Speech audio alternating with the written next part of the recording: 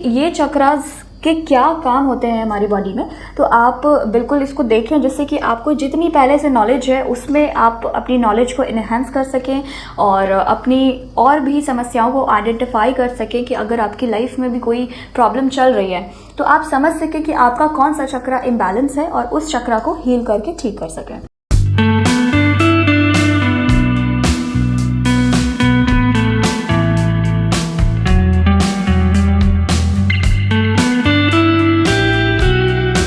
Seven चक्रा के बारे में पूरी डिटेल्ड इन्फॉर्मेशन देने वाली हूँ क्योंकि बहुत सारी ऐसे हीलर्स के क्वेश्चंस क्वेरीज हमेशा बने रहते हैं कि हमने ट्रेनिंग तो कहीं से ले ली है बट सेवन चक्रास के बारे में बहुत ज़्यादा अच्छे से नहीं पता है कि क्या किस बीमारी में हमें किस चक्रा को हील करना चाहिए, किस प्रॉब्लम में किस चक्रा को हील करना चाहिए। तो इस तरह की बहुत सारी कन्फ्यूजन्स बने रहते हैं हीलर्स के बीच में, तो उसके लिए एक बहुत ही इन्फॉर्मेटिव एंड डिटेल्ड वीडियो इसमें बनाने वाली हूँ जिसमें कि आप जान पाएंगे कि हमारे शरीर में 7 चक्रा कौन से होते हैं, उनके क्या नाम है, क्या कलर है और उनके एक्टिवेट करने से हम अपने लाइफ में क्या कुछ अच्छा कर सकते हैं और किन समस्याओं को रिजॉल्व कर सकते हैं। तो शुरू करते हैं, पूरा वीडियो देखें और कमेंट करके ज़रूर बताएं कि आपको ये वीडियो कैसी लगी। और अगर आपके मन में भी कोई इसी तरह के सवाल रहते हैं, किसी भी तरह के क्वेश्चन है रेकी से संबंधित कि कैसे हमें हीलिंग करनी है, जो भी सवाल, तो आप अपने सवाल को हमें व्हाट्सएप पर मैसेज करके या कॉल करके पूछ सकते हैं। तो 7 चक्रास हमारे बॉडी में इस तरह से होते हैं।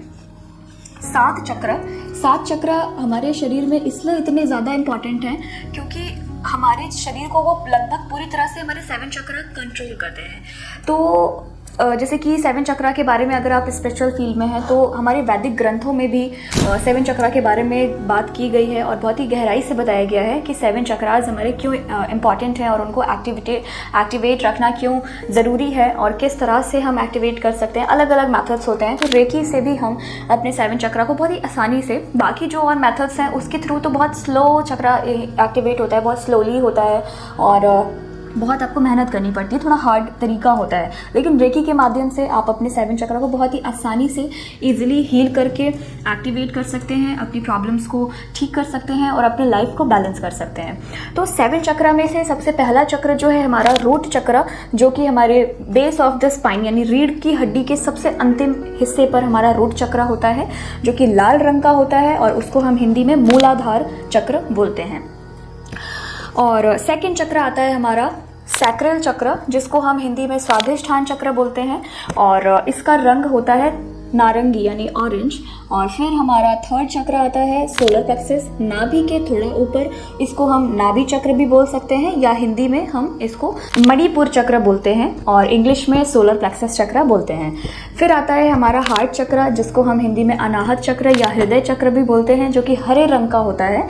और फिर थ्रोट चक्र, विशुद्धि चक्र जिसको हम बोलते हैं। और फिर आता है हमारा थर्ड आई चक्र, जिसको हम आज्ञा चक्र बोलते हैं, 4 हेड पे होता है हमारा।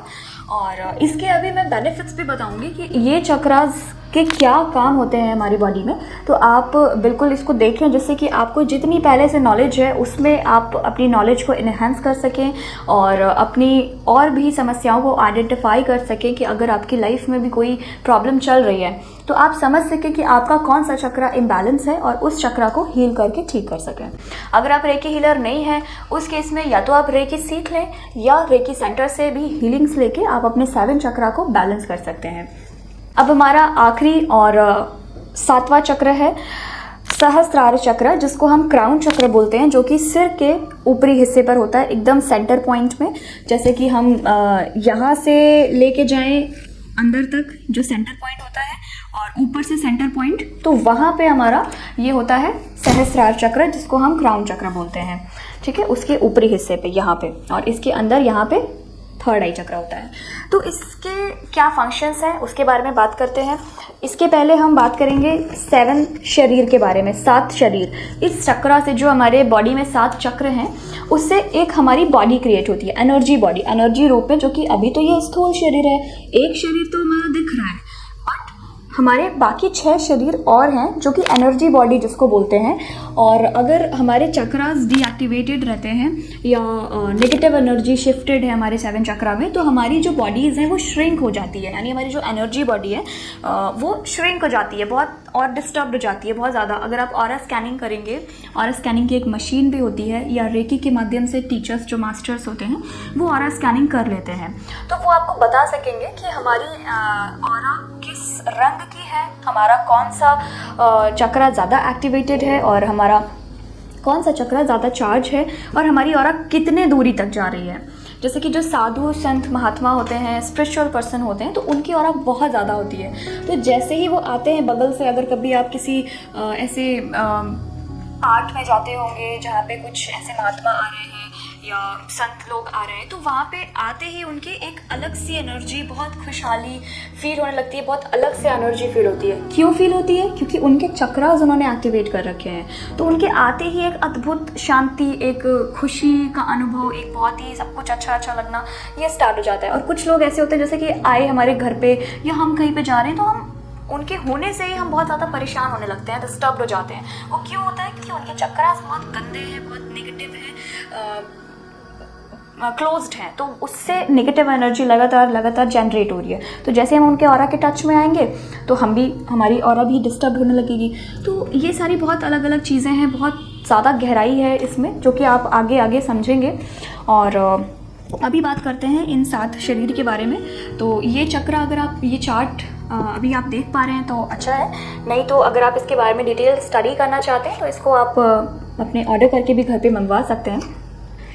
तो हमारा रूट चक्र जो है, ये इस तरह से आप देख पा रहे हैं, इसमें भी बेनिफिट्स लिखे हुए हैं, बट मैं आपको बोल के बताती हूँ कि इन 7 चक्रास के हमारे क्या फंक्शन होते हैं, क्या बेनिफिट होते हैं, क्या नेगेटिव फंक्शंस होते हैं। ठीक है, तो जो रूट चक्र होता है हमारा बेस ऑफ द स्पाइन, अगर ये डिस्टर्ब्ड है, चार्ज नहीं है, तो इससे हमारा जो स्थूल शरीर है, मूल शरीर, ये फिजिकल बॉडी, वो डिस्टर्ब्ड रहेगी, यानी इसमें बीमारियां रहेंगी, हमारा शरीर बीमार रहेगा और हम ठीक नहीं हो पाएंगे। दवा तो खाते रहेंगे बट बीमारी बनी रहेगी, ठीक नहीं हो पाएगी।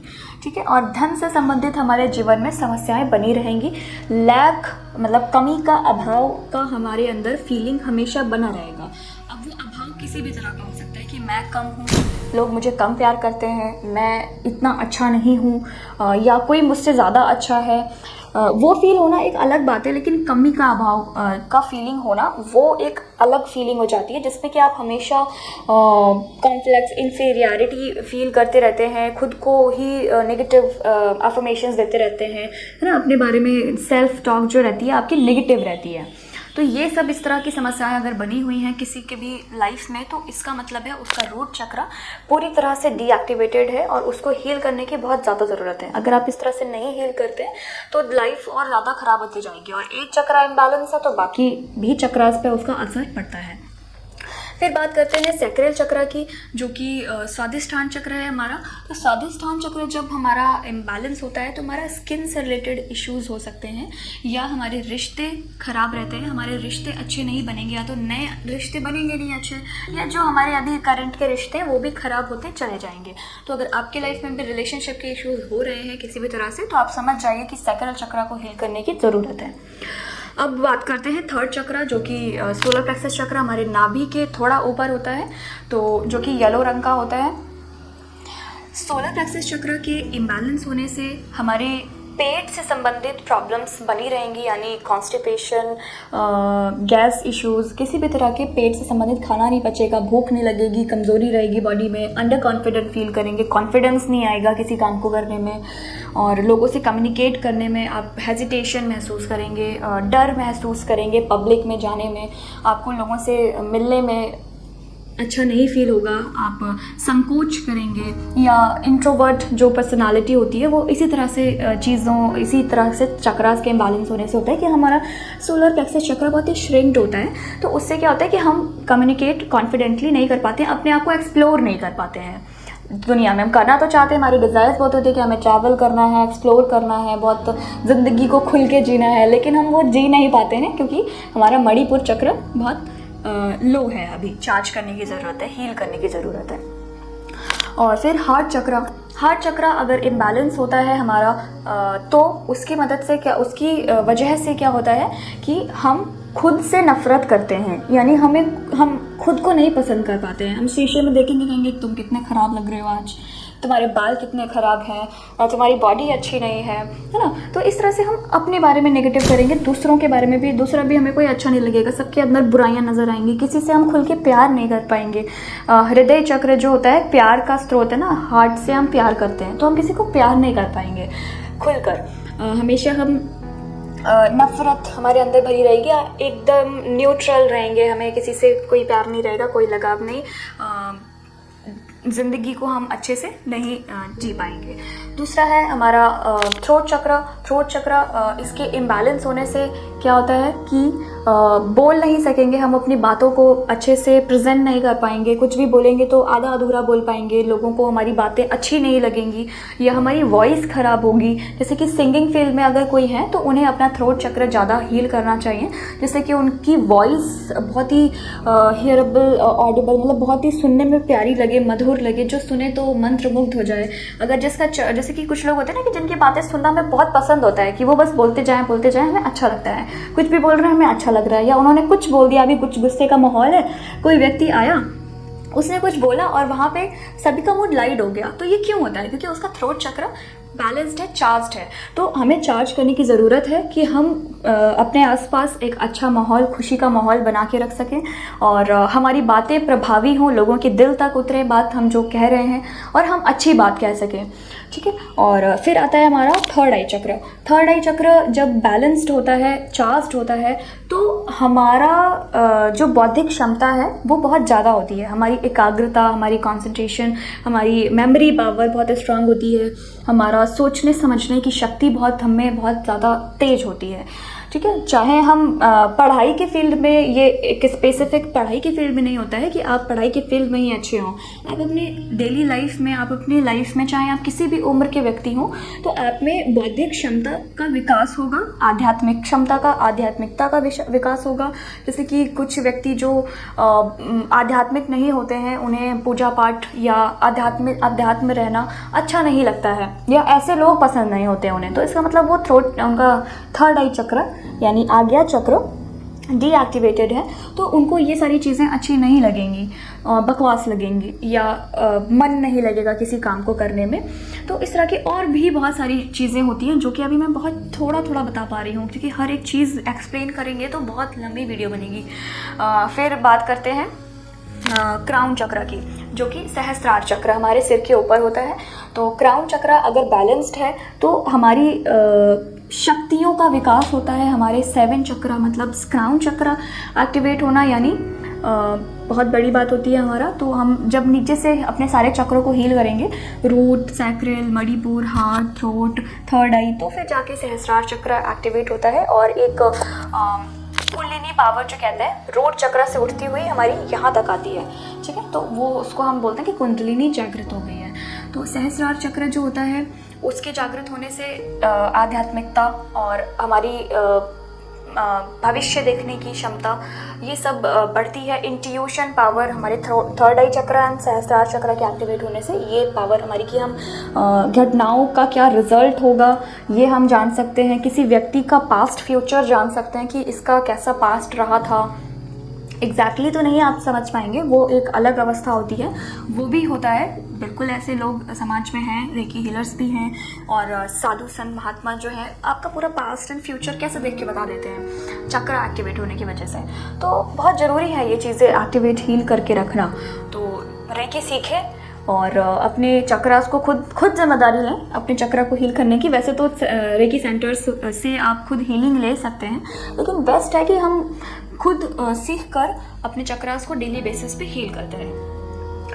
तो ये है, मैं बता रही थी कि भविष्य देखने की क्षमता कि हमारा मतलब फ्यूचर क्या होगा, किस तरह से होगा, किसी का भी देखकर हम बता सकते हैं। इंट्यूशन पावर की अभी क्या होने वाला है, अच्छा बुरा जो भी है, तो हमें खुद से आभास होने लगता है। और बहुत सारे बेनिफिट्स होते हैं इन चक्रास को एक्टिवेट करने से, क्योंकि जो हमारी मूल चीज़ है ना, हमारे ग्रंथ जो हैं उसमें अगर किसी चीज़ के बारे में बताया गया है तो उस पर आपको ध्यान देने की आवश्यकता है, अटेंशन लाने की ज़रूरत है कि उसमें क्यों इतना बताया गया है। और अलग अलग तरीके से अलग अलग एग्जाम्पल्स देके उसमें बताए गए हैं। और हमेशा से 7 चीज़ों यानी 7 जन्म, 7 चक्र, बहुत सारी चीज़ें 7 से जुड़ी हुई हैं, 7 डिजिट से। तो ये डिजिट भी मायने रखता है और ये चक्रास भी हमारे लाइफ में बहुत मायने रखते हैं। तो थैंक यू वीडियो में पूरी तरह से बने रहने के लिए। और अगर कुछ चीज़ें रह गई हैं तो हम कोशिश करेंगे कि आगे आगे आपको बताते रहें, बट मैंने काफ़ी कुछ तो कोशिश की है इस वीडियो में कवर करने की। आप और भी अपने कमेंट हमें करके बता सकते हैं कि हम किस टॉपिक पे वीडियो बनाएं। Thank you.